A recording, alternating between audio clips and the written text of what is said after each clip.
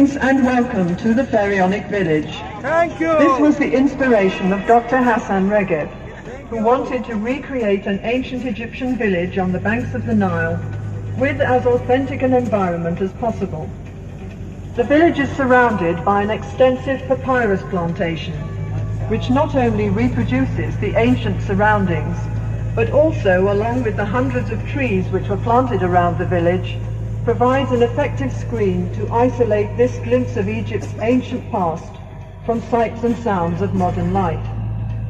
The Pharaonic village covers an area of 32 acres, where people dressed in the clothes of ancient times perform their daily tasks in agriculture, industry, religious affairs and home life, using replicas of the tools and instruments of the ancient Egyptians.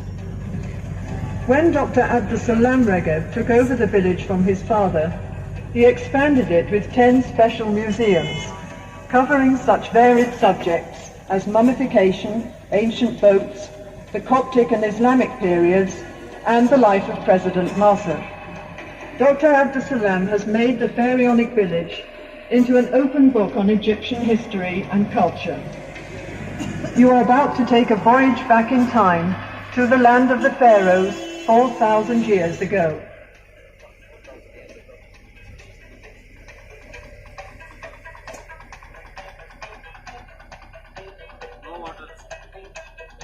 Between the trees is a statue of the Roman god Nilos, the personification of the river Nile. Nilos rests his arm on a sphinx, symbol of Egypt's great antiquity, and is attended by crocodiles which were found in the Nile in ancient times. The children surrounding the god represent the new life and fertility brought to the land by the annual flood. First of all, we will enter the Canal of Mythology, where there are statues of some of the principal gods and pharaohs of ancient times. The plant growing in the water here is papyrus, which was used by the ancient Egyptians for making paper. The modern name actually comes from the name of the plant.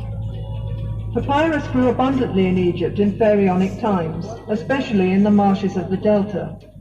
But it gradually disappeared after new methods of manufacturing paper were brought to this country from China in about 1000 AD.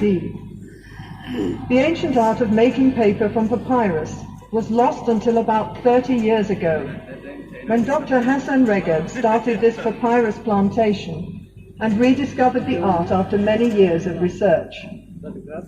Papyrus was also used for making boats, mats and sandals, and the lower part of the stem was sometimes eaten as a vegetable.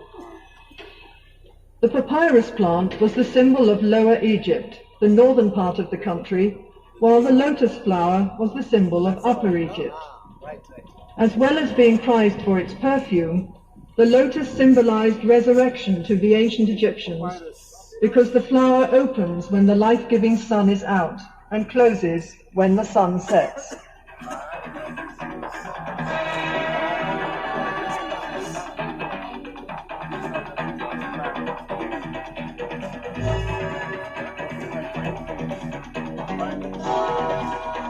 Osiris, the god of resurrection and lord of eternity, was usually shown as a mummy, his flesh colored green or black.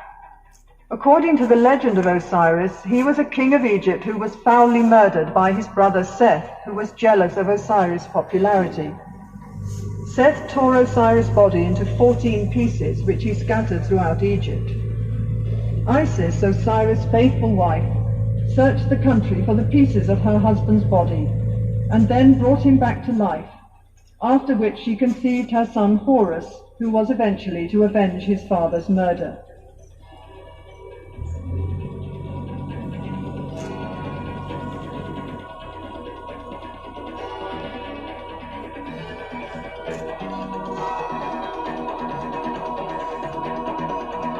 Isis, the sister and wife of Osiris, has her son Horus on her knee. Isis was worshipped all over Egypt as a mother goddess who typified the faithful wife and devoted mother. In the early centuries AD, the cult of Isis was taken to Europe by Roman soldiers who had served in Egypt.